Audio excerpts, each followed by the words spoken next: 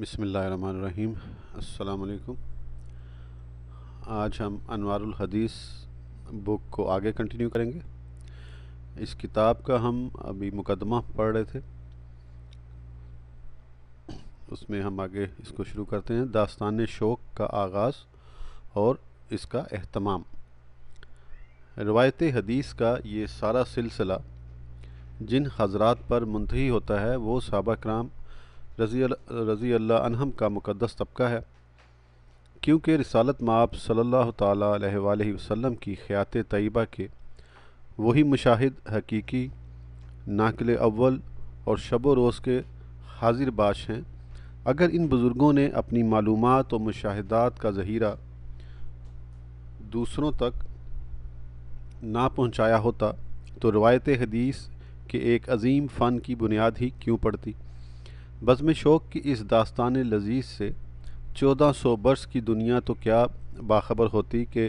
نرگس کی چشم محرم کو بھی جلووں کا سراغ نہ ملتا۔ معرف و تجلیات کا چشمہ فیض جہاں پھوٹا تھا وہیں منجمد ہو کے رہ جاتا۔ آخر ایک قرن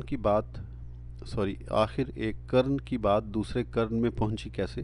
اگر سننے اور دیکھنے والوں نے پہچاننے کا اہتمام نہیں کیا تھا؟ اس راہ میں صحابہ کرام کے جذبہ اشتیاق کی تفصیل معلوم کرنے کے بعد معمولی عقل و فہم کا آدمی بھی اس نتیجے پر پہنچے بغیر نہیں رہ سکتا کہ وہ اس کام کو دین کا بنیادی کام سمجھتے تھے۔ جیسا کہ دیکھنے والوں کا بیان ہے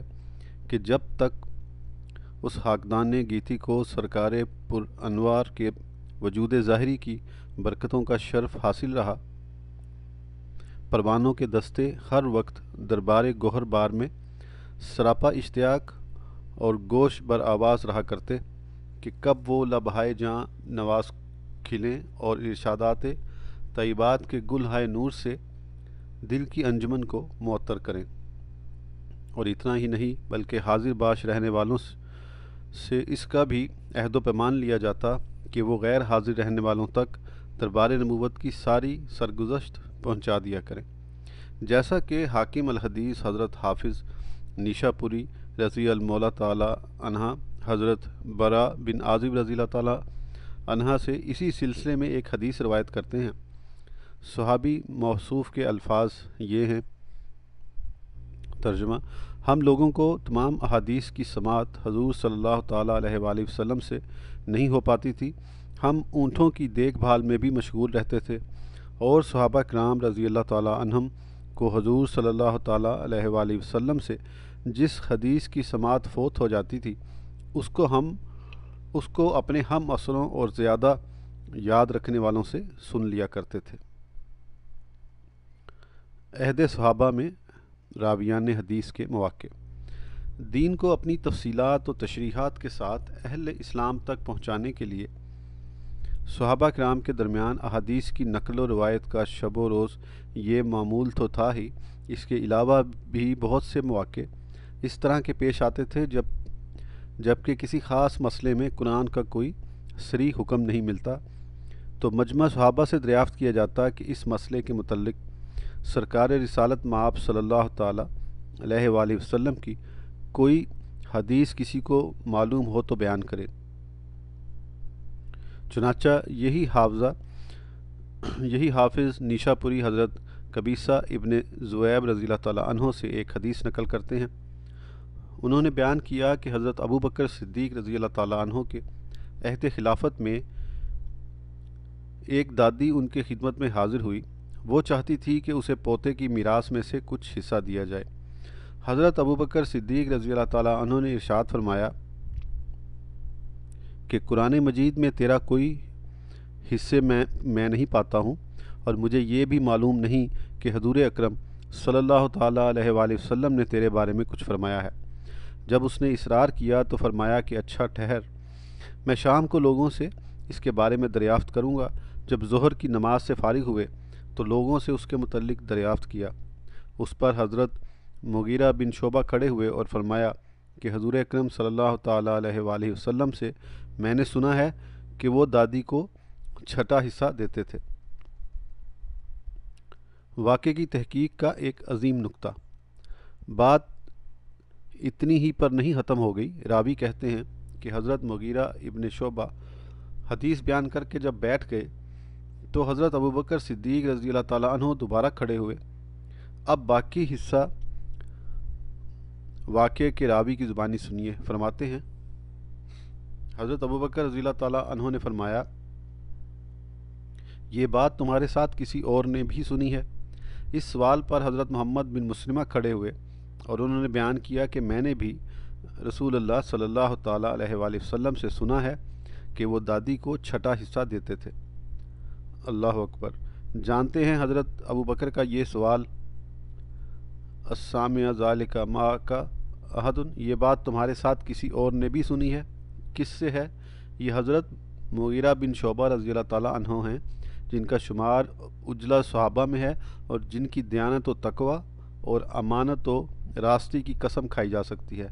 لیکن یہیں سے یہ حقیقت واضح ہو جاتی ہے کہ حدیث رسول دین کے لیے حجت اور وجوب احکام میں مؤثر نہ ہوتی تو حدیث کی توثیق و تصدیق کے لیے اتنا اہتمام کیوں کیا جاتا، اور یہیں سے یہ بات بھی واضح ہو گئی کہ بیان کرنے والے ایک سے دو ہو جائیں تو بات کا ثبوت نقطہ کمال کو پہنچ جاتا ہے۔ کسی واقعے کی خبر ایک ہی آدمی کی زبانی سنی جائے اور وہی خبر متعدد آدمیوں کے ذریعے موصول ہو تو دونوں میں یقین و اعتماد کی کیفیت کا جو فرق ہے وہ محتاج بیان نہیں ہے۔ حضور سرور عالم صلی اللہ تعالیٰ علیہ وآلہ وسلم کی حدیث شریف کے متعلق اپنے علم اور یقین اور نقل و روایت کے اعتماد کو نقطہ کمال پر پہنچانے کے لیے صحابہ کرام کے یہاں اس طرح کا اہتمام ہمیں قدم قدم پر ملتا ہے۔ ایک ایمان افروز واقعہ۔ حاکم الحدیث حضرت حافظ نیشا پوری رضی اللہ تعالیٰ عنہ نے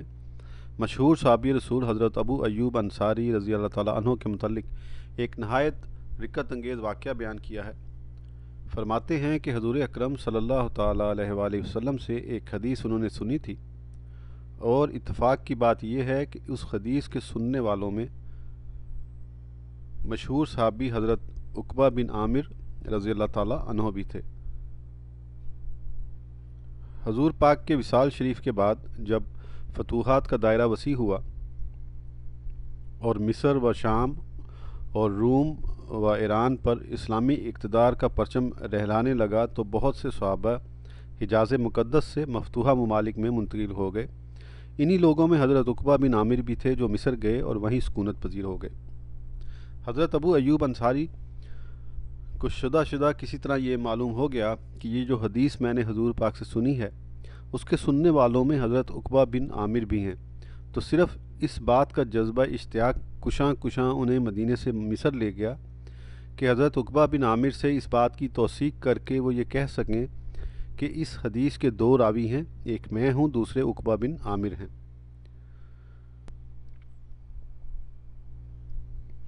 ان کے اس والہانہ سفر کا حال بھی بڑا ہی رقت انگیز اور روح پرور ہے۔ فرماتے ہیں کہ جذبہ شوق کی ترنگ میں کوہساروں، وادیوں اور دریاؤں کو عبور کرتے ہوئے وہ مصر پہنچے۔ قبر سنی کا عالم، دشوار گزار سفر، لیکن وارفتگی شوق کی بے خودی میں نہ بڑھاپے کا اضمحلال محسوس ہوا، نہ راستے کی دشواریاں حائل ہوئیں۔ شب و روز چلتے رہے، مہینوں کی مسافت طے کر کے جب مصر پہنچے تو سیدھے مصر کے گورنر حضرت مسلمہ بن مخلد انصاری کی رہائش گاہ پر نزول اجلال فرمایا۔ امیر مصر نے مراسم ملاقات کے بعد دریافت کیا،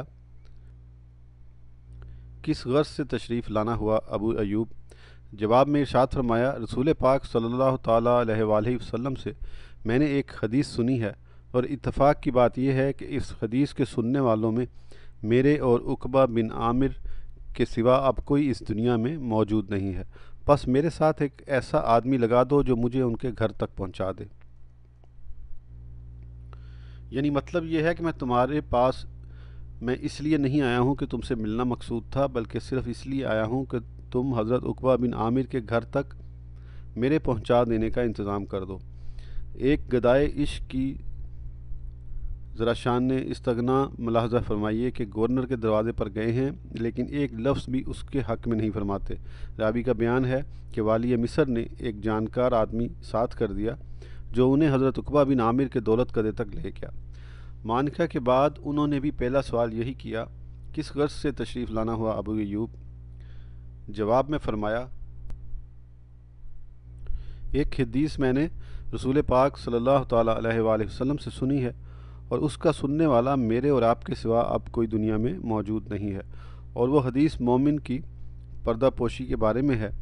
حضرت عقبہ نے جواب دیا کہ ہاں، حضور اکرم صلی اللہ تعالیٰ علیہ وآلہ وسلم سے میں نے یہ حدیث سنی ہے کہ جو کسی رسوائی کی بات پر مومن کی پردہ پوشی کرتا ہے، کل قیامت کے دن اللہ تعالیٰ اس کی پردہ پوشی فرمائے گا۔ حضرت ابو ایوب نے فرمایا، آپ نے سچ کہا، یہی میں نے بھی سنا ہے۔ اس کے بعد بیان کرتے ہیں، اتنا سن کر حضرت ابو ایوب اپنی سواری کے پاس آئے، سوار ہوئے اور مدینہ کی طرف واپس لوٹ گئے۔ گویا مصر کے دور دراز سفر کا مقصد اس کے سوا اور کچھ نہیں تھا کہ اپنے کان سے سنی ہوئی بات دوسرے کی زبان سے سن لیں۔ حدیث دوست کی لذت شناسی کا یہی وہ جذبہ شوق تھا جس نے مذہب اسلام کو مذہب عشق بنا دیا۔ حضرت امام حافظ نیشا پوری نے واقعے کے خاتمے پر رکت و گداز میں ڈوبا ہوا اپنا یہ تاثر سپرد قلم کیا ہے۔ لکھتے ہیں، یہ ابو ایوب انصاری ہیں جو صحابیت میں اقدم اور حضور صلی اللہ تعالیٰ علیہ وسلم سے کثیر الروایہ ہونے کے باوجود صرف ایک حدیث کے لیے اپنے معاصر سے ملنے گئے اور دور دراز کا سفر کیا۔ ایک اور دیوانہ شوق۔ اسی طرح ایک اور واقعہ حضرت جابر بن عبداللہ رضی اللہ تعالیٰ عنہ کے بارے میں امام نیشا پوری نے نقل کیا ہے۔ بات یہاں سے چلی ہے کہ اپنے وقت کے ایک عظیم محدث حضرت عمرو بن ابی سلمہ امام الحدیث حضرت امام اوزاعی رضی اللہ تعالیٰ عنہ کی خدمت میں 4 سال رہے اور طویل عرصے میں انہوں نے صرف 30 حدیثیں ان سے سماعت فرمائیں۔ ایک دن وہ حضرت امام اوزاعی سے بڑی حسرت کے ساتھ کہنے لگے، آپ کی خدمت میں رہتے ہوئے مجھے 4 سال ہو گئے، لیکن اس طویل عرصے میں صرف 30 حدیثیں میں آپ سے حاصل کر سکا۔ امام اوزاعی نے جواب میں ارشاد فرمایا، 4 سال کی مدت میں 30 حدیثوں کا ذخیرہ تم کم سمجھ رہے ہو، حالانکہ حضرت جابر بن عبداللہ نے صرف ایک حدیث کے لیے مصر کا سفر کیا، سواری خریدی اور اس پر سوار ہو کر مصر گئے اور حضرت عقبہ بن عامر سے ملاقات کر کے مدینہ واپس لوٹ گئے۔ مطلب یہ ہے کہ 4 سال کی مدت میں 30 احادیث کی سماعت کو بھی غنیمت جانو کہ ایک عظیم نعمت تمہیں کم سے کم مدت میں حاصل ہو گئی، ورنہ عہد صحابہ میں تو صرف ایک حدیث کے لیے لوگ دور دراز ملکوں کا سفر کرتے تھے۔ پس ایک حدیث پر 2 مہینے کی مدت بھی اگر صرف ہوتی تو آپ حساب لگا لو کہ 30 حدیث کے لیے کتنی مدت چاہیے تھی۔ بلکہ حافظ نیشا پوری کی تصریح کے مطابق عہد صحابہ میں طلب حدیث کے لیے سفر اتنا لازم تھا کہ حضرت ابن عمر رضی اللہ تعالیٰ عنہما فرمایا کرتے تھے، طالب علموں کو چاہیے کہ وہ اپنے لیے لوہے کے جوتے تیار کرائے تاکہ بغیر کسی زیرباری کے ساری عمر وہ طلب حدیث میں سفر کرتا رہے۔ سلسلہ روایت کی تقویت کے اسباب۔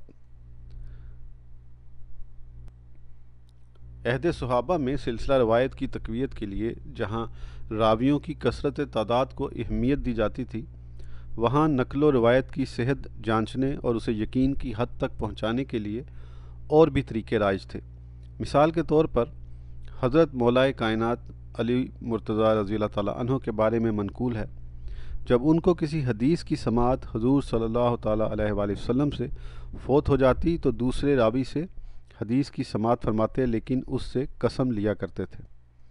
یہ بیان کرنے کے بعد حضرت حافظ نیشا پوری تحریر فرماتے ہیں، یہی حال صحابہ، تابعین، تبع تابعین اور ائمہ مسلمین کا تھا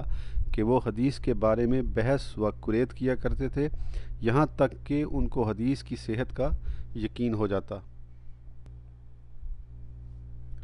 روایت حدیث کا فن اپنی جس عظیم خصوصیت کے باعث سارے جہان میں منفرد ہے وہ یہ ہے کہ کسی واقعے کے نقل و روایت کے لیے صرف اتنا ہی کافی نہیں ہے کہ نفس واقعہ بیان کر دیا جائے، بلکہ بیان واقعہ سے پہلے ناقل کے لیے یہ ظاہر کرنا ضروری ہے کہ اس واقعے کا علم اسے کیوں کر ہوا، کتنے واسطوں سے وہ بات اس تک پہنچی ہے اور وہ کون لوگ ہیں، ان کے نام و نشان کیا ہیں، ان کی عمر کیا ہے، وہ کہاں کے رہنے والے ہیں۔ دیانت، تقوی، راست گفتاری، حسن اعتقاد، قوت حافظہ، عقل و فہم اور فکر و بصیرت کے اعتبار سے ان کے حالات کیا ہیں، اسی کو اصطلاح حدیث میں اسناد کہتے ہیں۔ یہی وجہ ہے کہ اصحاب حدیث کے یہاں اسناد اتنی ضروری چیز ہے کہ اس کے بغیر ان کے یہاں کوئی بات قابل اعتماد نہیں ہوتی۔ یہاں تک کہ حضرت حافظ نیشاپوری نے حضرت عبداللہ بن مبارک رضی اللہ تعالیٰ عنہ کا یہ قول نقل کیا ہے، اسناد دین کا حصہ ہے، اگر اسناد نہ ہوتی تو اس کے دل میں جو آتا کہتا۔ اس زمن میں حضرت حافظ نیشاپوری نے یہ واقعہ نقل کیا ہے کہ ایک مرتبہ ابن ابو فروہ نامی کسی شخص نے حضرت امام ظہری رضی اللہ تعالیٰ عنہ سے بغیر کسی اسناد کے حضور صلی اللہ تعالیٰ علیہ وسلم کی ایک حدیث بیان کی۔ اس پر امام ظہری نے آزردہ ہو کر فرمایا، ترجمہ: اے ابو فروہ، تجھ کو اللہ تباہ کرے، تجھ کو کس چیز نے اللہ پر جری کر دیا ہے کہ تیری حدیث کی کوئی سند نہیں ہے؟ تو ہم سے ایسی حدیثیں بیان کرتا ہے جن کے لیے نہ نکیل ہے نہ لگام۔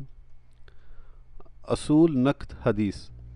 اس سلسلے میں حاکم الحدیث حضرت امام نیشاپوری نے احادیث کی صحت کو پرکھنے کے لیے جو ضابطہ نقل فرمایا ہے وہ قابل مطالعہ ہے۔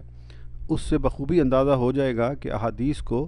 اغلاط کی آمیزش سے محفوظ رکھنے کے لیے کیسی کیسی منصوبہ بند تدبیریں عمل میں لائی گئی ہیں۔ فرماتے ہیں، ہمارے زمانے میں ایک طالب حدیث کے لیے ضروری ہے کہ پہلے وہ محدث کے حالات کی تفتیش کرے کہ آیا وہ توحید کے بارے میں شریعت کا معتقد ہے اور کیا انبیاء کرام علیہ السلام کی اطاعت اپنے اوپر لازم سمجھتا ہے۔ پھر اس کی حالت پر غور کرے کہ وہ بد مذہب تو نہیں ہے کہ لوگوں کو اپنی بد مذہبی کی طرف دعوت دے رہا ہو، کیونکہ بدعت کی طرف بلانے والے سے کوئی حدیث نہیں لی جائے گی۔ پھر اس محدث کی عمر معلوم کرے کہ اس کی سماع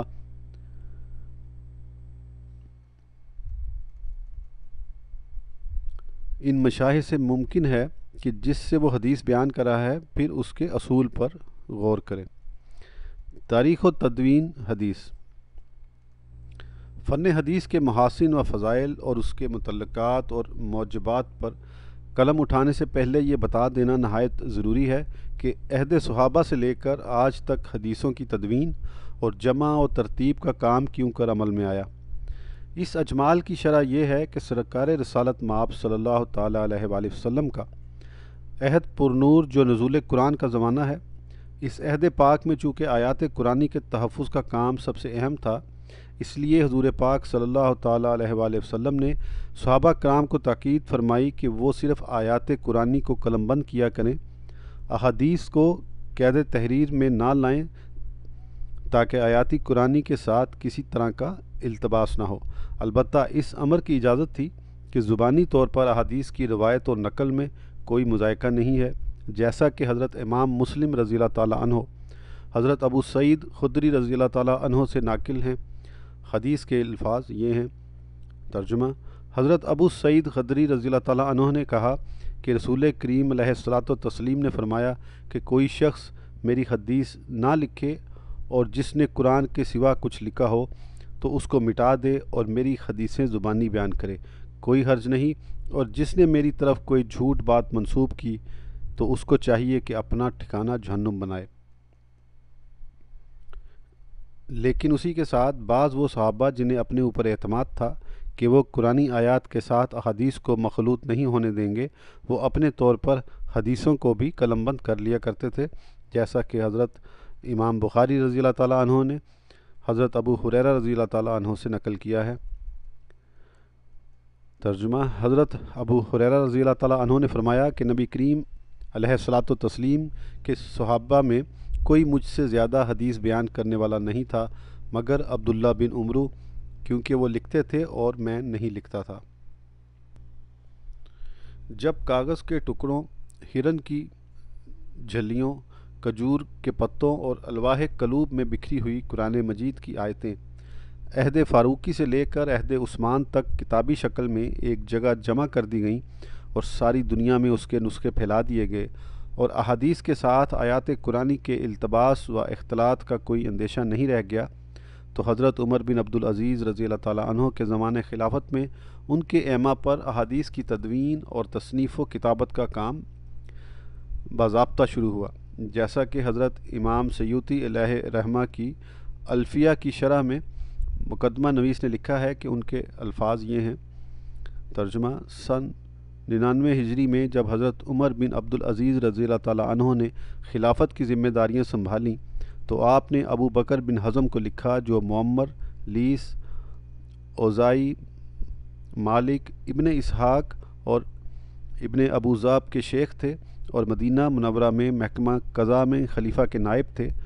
ان سے حضرت عمر بن عبدالعزیز نے فرمایا کہ جو حدیث بھی حضور کی ملے اسے لکھ لو، اس لیے کہ مجھ کو علم کے مٹنے اور علماء کے چلے جانے کا خوف ہے۔ اتنا ہی نہیں بلکہ حضرت عمر بن عبدالعزیز رضی اللہ تعالیٰ عنہ کے متعلق یہاں تک نقل کیا گیا ہے۔ ترجمہ: انہوں نے اطراف و جوانب میں لکھا کہ حضور صلی اللہ تعالیٰ علیہ وآلہ وسلم کی کوئی حدیث پاؤ تو اسے جمع کر لو۔ یہ تاریخ اصفہان لابی النعیم سے لکھا گیا۔ حضرت عمر بن عبدالعزیز رضی اللہ تعالیٰ عنہ کی تحریک پر فن حدیث میں سب سے پہلی کتاب حضرت ابن حزم رضی اللہ تعالیٰ عنہ نے تصنیف فرمائی۔ اس کے بعد حدیث کی کتابوں کی تصنیف و تالیف اور جمع اور ترتیب کا ایک طویل سلسلہ شروع ہو گیا۔ مختلف شہروں میں مختلف بزرگوں نے حدیث میں بہت سی کتابیں تصنیف فرمائیں۔ صاحب شرح الفیہ نے نہایت تفصیل کے ساتھ بقیت مقام ان بزرگوں کے نام لکھے ہیں۔ ترجمہ: مقدمہ شرح الفیہ سواد 5۔ ان میں ابن جریح مکہ میں،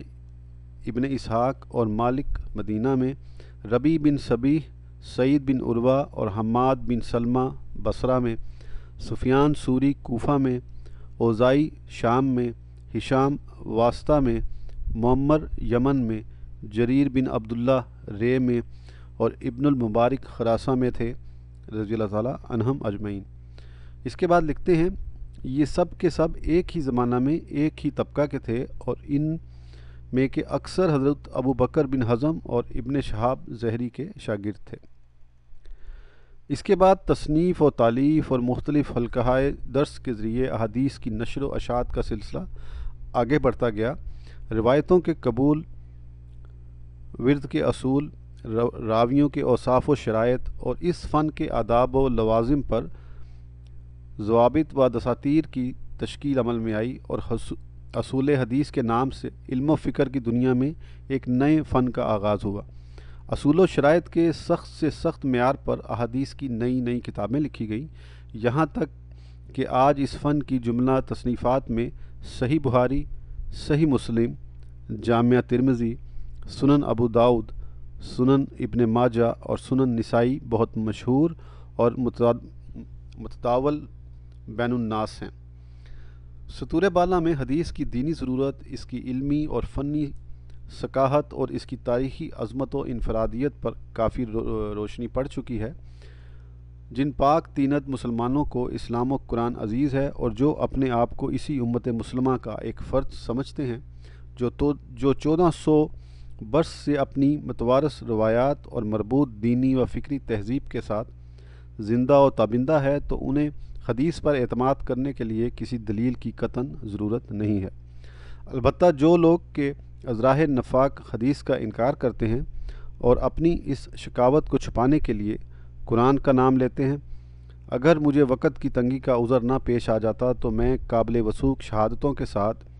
آفتاب نیم روز کی طرح یہ ثابت کر دکھاتا کہ ان کے یہاں حدیث کا انکار قرآن کی پیروی کے جذبے میں نہیں بلکہ قرآن کی پیروی سے بچنے کے لیے ہے۔ حدیث کے انکار سے ان کا اصل مدعا یہ ہے کہ کلام خداوندی کے مفہوم کا یقین ان کی ذاتی ثوابدید پر چھوڑ دیا جائے تاکہ آیات الہی کا مفہوم مسخ کر کے بھی وہ قرآن کی پیروی کا دعویٰ کر سکیں۔ دعا ہے کہ مولا تعالیٰ منکرین حدیث کے فتنے سے اہل ایمان کو محفوظ رکھے اور انہیں توفیق دے کہ وہ حدیث کی روشنی پھیلا کر عالم کا اندھیرا دور کریں۔ وصلی اللہ تعالیٰ علی خیر خلقہ سیدنا محمد و آلہ و صحبہ و حزبہ اجمعین۔ ارشد القادری علیہ رحمۃ اللہ القوی، جنہوں نے یہ مقدمہ لکھا۔ اب آگے کتاب شروع ہوتی ہے، کتاب الایمان۔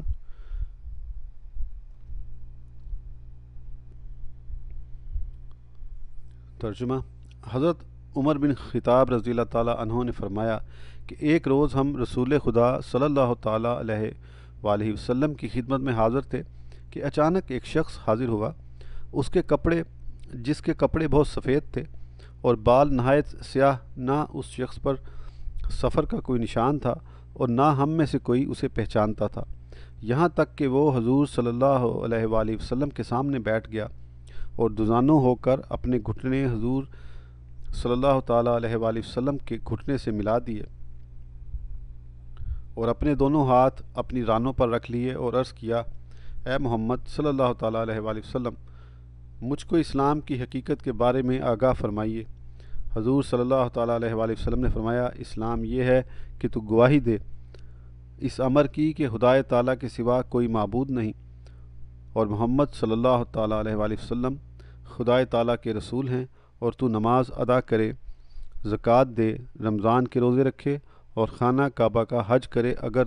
تو اس کی استطاعت رکھتا ہو۔ اس شخص نے یہ سن کر عرض کیا، آپ نے سچ فرمایا۔ راوی کہتے ہیں کہ ہم لوگوں کو تعجب ہوا کہ یہ شخص دریافت بھی کرتا ہے اور خود ہی تصدیق بھی کرتا ہے۔ پھر اس نے پوچھا، ایمان کی حقیقت بیان فرمائیے۔ آپ نے فرمایا، ایمان یہ ہے کہ تو خدا تعالیٰ اور اس کے فرشتوں، نیز اس کی کتابوں اور اس کے رسولوں اور قیامت کے دن پر یقین رکھے اور تقدیر کی بھلائی اور برائی کو دل سے مانے۔ شرح حدیث۔ حضرت شیخ محقق شاہ عبدالحق دہلوی بخاری رحمۃ اللہ تعالیٰ علیہ الاسلام ان تشہد ان لا الہ الا اللہ وان محمد رسول اللہ کے تحت فرماتے ہیں، یعنی اسلام ظاہری اعمال مثلا نماز پڑھنے، روزہ رکھنے، زکوٰۃ دینے وغیرہ کا نام ہے، اور ایمان نام ہے اعتقاد باطن کا، یعنی اللہ تعالیٰ اور اس کے پیارے رسول اللہ صلی اللہ تعالیٰ علیہ وآلہ وسلم کو دل سے ماننے کا نام ایمان ہے، اور اسلام و ایمان کے مجموعے کا نام دین ہے۔ اور جو عقائد کی کتابوں میں مذکور ہے کہ اسلام و ایمان دونوں ایک ہی ہیں، تو اس کا مطلب یہ ہے کہ ہر مومن مسلمان ہے اور ہر مسلمان مومن ہے، اور ان دونوں میں سے کسی ایک کی نفی مسلمان سے نہیں کر سکتے، اور حقیقت میں اسلام ایمان کا نتیجہ اور اس کی فرع ہے۔ علماء کرام کے کلام اس مسئلے میں بہت ہیں، لیکن تحقیق یہی ہے جو بیان کیا گیا۔ پھر حضرت شیخ محقق نے ان تؤمن باللہ کے تحت فرمایا ہے کہ ترجمہ، یعنی ایمان کی حقیقت یہ ہے کہ تو خدائے تعالیٰ کی ذات اور اس کی صفات ثبوتیہ و سلبیہ کو دل سے مانے اور تمام عیبوں اور حدوث کی علامتوں سے اس کو پاک و منزہ یقین کرے۔ اور رسول ہی کے تحت فرمایا کہ یعنی تمام انبیاء کرام علیہم السلام پر ایمان لانا واجب ہے، اس طرح پر کہ کسی کے درمیان اصل نبوت میں تفریق نہ کرے، اور تعظیم و توقیر کرنا یعنی نقص کے عیب سے ان حضرات کی بارگاہ عزت کو پاک سمجھنا، اور قبل نبوت و بعد نبوت چھوٹے بڑے تمام گناہوں سے انہیں معصوم جاننا واجب ہے۔ یہی قول مختار ہے، اور جو قرآن مجید میں حضرت آدم علیہ السلام کی طرف عصیان کی نسبت کی گئی اور عتاب فرمایا گیا، تو وہ ان کی شان قرب کی بلندی پر مبنی ہے، اور مالک کو حق پہنچتا ہے کہ اولا اور افضل کے ترک پر اگرچہ وہ گناہ کی حد تک نہ پہنچے ہوں، ان پر اپنے بندے کو جو چاہے کہے اور عتاب فرمائے، دوسرے کی مجال نہیں کہ کچھ کہہ سکے۔ اور اس مقام پر ایک معیار ادب ہے جس کی رعایت ضروری ہے، اور وہ یہ ہے کہ اگر خدائے تعالیٰ کی طرف سے بعض انبیاء علیہ السلام پر جو کہ بارگاہ الہی کے مقرب ہیں کوئی عتاب یا خطاب نازل ہو، یا ان حضرات کی جانب سے جو کہ خدائے تعالیٰ کے مخصوص بندے ہیں کوئی تواضع، عاجزی اور انکساری کا اظہار ہو جس سے نقص کا وہم ہوتا ہو، تو ہم کو جائز نہیں کہ اس میں دخل دیں اور ان کلمات عتاب یا تواضع کو ان کے حق میں بولیں۔ اور سید الانبیاء صلی اللہ تعالیٰ علیہ وآلہ وسلم کے بارے میں اجمالی اعتقاد یہ ہے کہ مرتبہ الوحیت اور خدا کی صفات کے علاوہ جو کچھ ہے حضور صلی اللہ تعالیٰ علیہ وآلہ وسلم کے لیے ثابت ہے، اور آن حضرت صلی اللہ تعالیٰ علیہ وآلہ وسلم تمام فضائل و کمالات بشری کے جامع اور سب میں راسخ و کامل ہیں۔ حضرت عبادہ بن صامت رضی اللہ تعالیٰ عنہ نے کہا کہ میں نے رسول کریم علیہ الصلاۃ والتسلیم کو فرماتے ہوئے سنا کہ جو شخص اس بات کی گواہی دے کہ خدائے تعالیٰ کے سوا کوئی معبود نہیں اور محمد صلی اللہ تعالیٰ علیہ وسلم خدائے تعالیٰ کے رسول ہیں تو اللہ تعالیٰ اس پر دوزخ کی آگ حرام فرما دیتا ہے۔ واضح ہو کہ توحید و رسالت کی گواہی کے باوجود اگر آدمی سے کوئی ایسا قول یا فعل پایا گیا جو کفر کی نشانی ہو تو بحکم شریعت مطہرہ وہ کافر ہو جائے گا۔ اشاعت العلمات جلد اول کتاب الایمان کے شروع میں ہے، یعنی توحید و رسالت کی تصدیق و اقرار کے باوجود اگر کوئی ایسا کام کرے جس کو شارع علیہ السلام نے کفر کی نشانی اور علامت ٹھہرائی ہو، جیسے بت کو سجدہ کرنا اور زنار یعنی جینوں باندھنا وغیرہ، تو ایسے کاموں کا کرنے والا بھی بحکم شرع کافر ہے، اگرچہ بظاہر توحید و رسالت کی تصدیق و اقرار کرتا ہو۔ حضرت انس رضی اللہ تعالیٰ عنہ نے کہا کہ سرکار اقدس صلی اللہ تعالیٰ علیہ وسلم نے فرمایا کہ کوئی شخص اس وقت تک مومن نہیں ہو سکتا جب تک میں اس کے ماں باپ، بیٹے اور تمام لوگوں سے زیادہ محبوب نہ ہو جاؤں۔ آج کے لیے اتنا، پھر انشاءاللہ آگے کنٹینیو کریں گے دوسری آڈیو میں۔ اس وقت تک کے لیے اجازت دیجیے اور اس کو شیئر کیجیے زیادہ سے زیادہ۔ جتنی حدیثیں ہم سنیں اتنا ہمارے لیے بہتر ہے کہ اللہ تعالیٰ ان حدیثوں کے سننے کے بدلے میں ہماری اصلاح بھی کر دے۔ اللہ تعالیٰ ہم سب کو سنت پر چلنے کی توفیق عطا فرمائے۔ اجازت دیجیے، اگلی آڈیو تک پھر انشاءاللہ ملتے ہیں۔ اللہ حافظ۔